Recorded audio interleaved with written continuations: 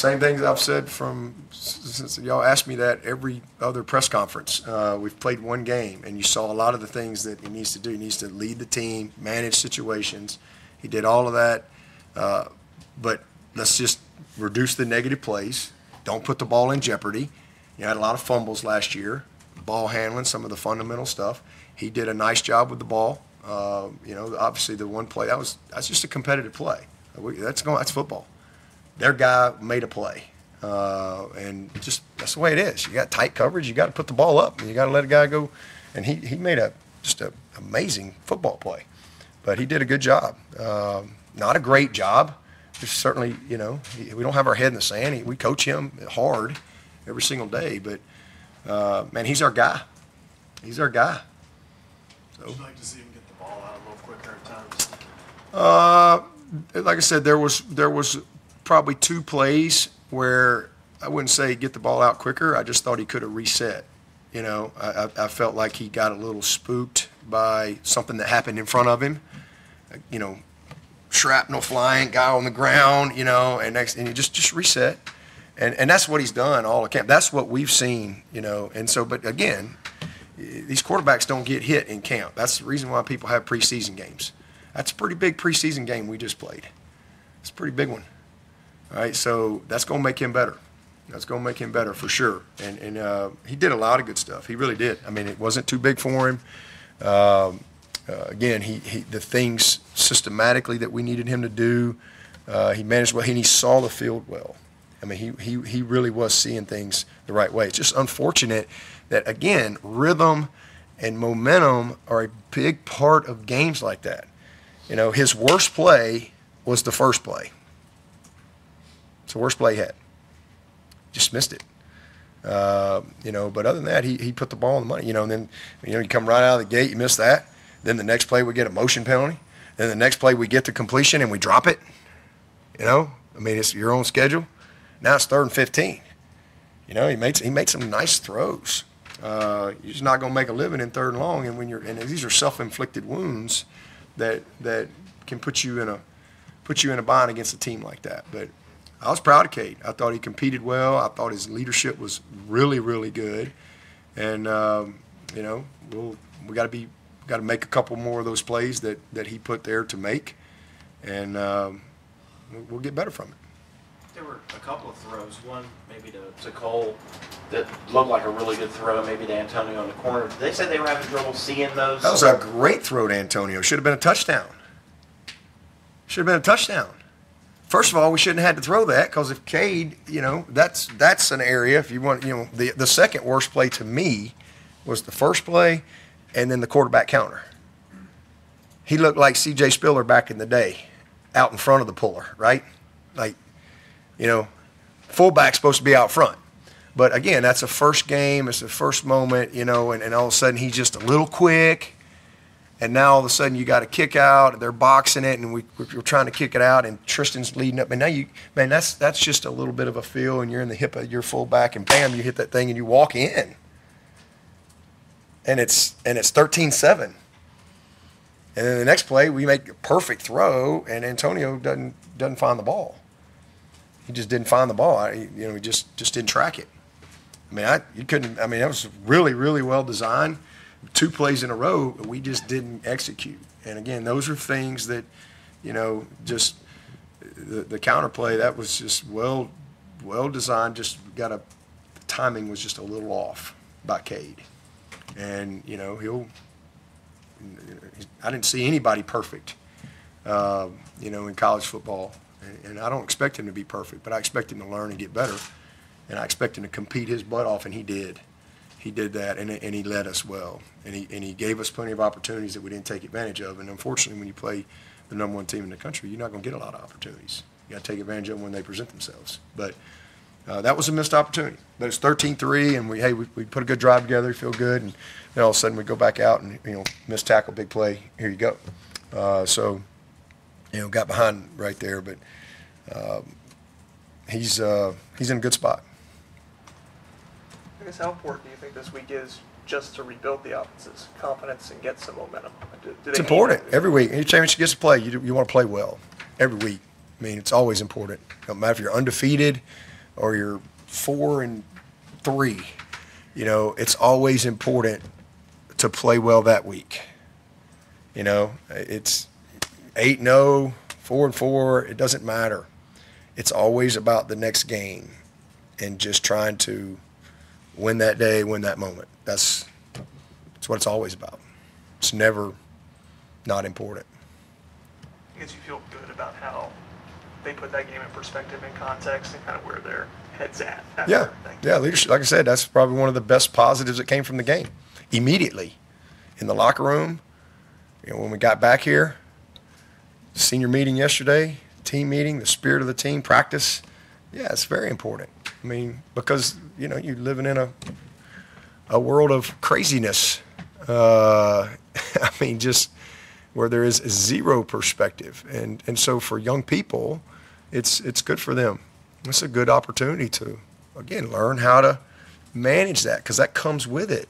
That comes, I mean, this is what we signed up for.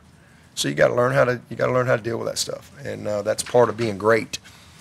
You know, because you're going to get some hate, you're going to get a ton of love, and you got to be able to, I mean, you got to be able to balance those things, you know? I mean, like, it's the same for me. I mean, it's no different. I mean, I've been doing this a long time. I've had enough love to last me for the rest of my life. I've had enough hate for a lifetime too, right? But those things come and go. You know, they come and go, and all that stuff is circumstantial. You know, that's why, you know, for me, the foundation of Christ, his peace, his promises, his grace, that never changes. And that's what I stand on. That's what I build my life on. The rest of it's just noise, you know, for me. But when you're dealing with young people, it's important. This is a great opportunity, because, you know, you got to handle stuff like that. It comes with it. It's what we signed up for. So you got to learn how to handle it. Y'all gonna write crap. Y'all gonna write terrible stuff. And when we do great, y'all gonna write great stuff. You know, that's okay. I mean, everybody's got a job to do. It's okay. That's okay. I don't take it personal. You know, I don't read it or listen to it. It doesn't affect me. I love my job. I love what I do. I love all of it. And y'all can't change that. Nothing you can write, nothing you can say can change that. I love what I do. I love these kids. I love my purpose in life. And my life is on a foundation that doesn't change. It just doesn't. And, you know, so hopefully that's something that our kids will learn as they go through, you know, moments like this, that they can learn how to, you know, handle adversity, learn how to handle success, because you're gonna have both in life. And that's a great part of what football teaches. And, you know, so, you know, hopefully the lessons that they learn through this program will, you know, throughout their career will really build them into great men. And I don't have any doubt that it will. That's what football does. Tough game, man. It's a tough game. But it's fun. It's fun. Fun to compete. Take one or two more for Coach. How's Trent Howard? He's better. He's better. He wasn't ready to go the other day. Probably be close this week, but should get him back soon. Jarvis Green. He's back.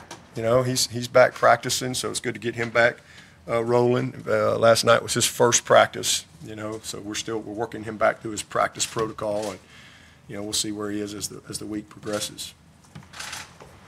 A quick moment. Any questions for Coach virtually? Hi, Dabo. This is Amanda Poole with Watch Fox. I was just wondering, Saturday, Antonio Williams emphasized his confidence and trust in you and Clemson football despite that loss. What does that mean to you to have guys whose faith in you and Clemson doesn't shake no matter the outcome? Man, we got the right people in the building. I mean, we got great kids. We got great people, and that's why I love this team. I mean,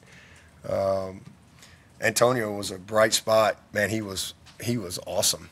I told y'all he's going to have a great year. He's going to have a great year, and he's off and running.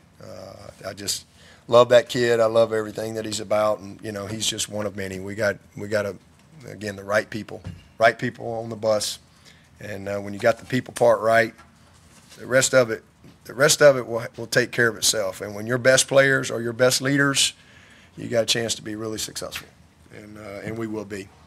But I'm proud of him. And there were a lot of positives. Antonio was one of them. K-Part, You know, there's a lot of individual things. Ryan Linthicum. Okay, I'm hoping y'all would ask me about Ryan Linthicum.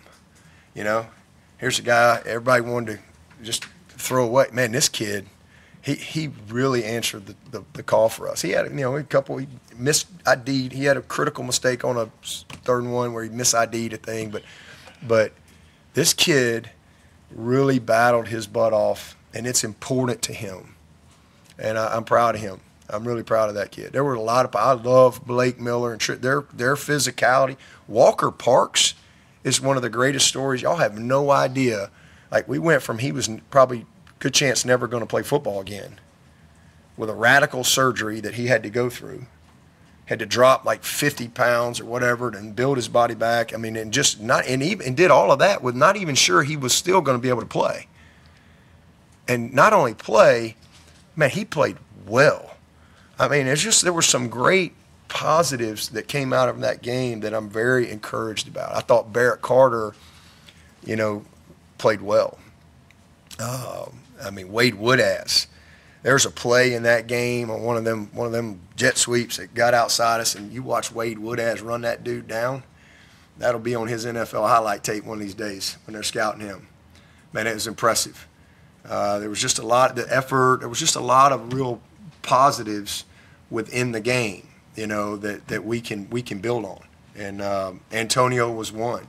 You know, getting Wesco in there and it just, you know, getting his feet. His first college play was not good. You know, he got they let him know this was big boy football. And but then he settled down.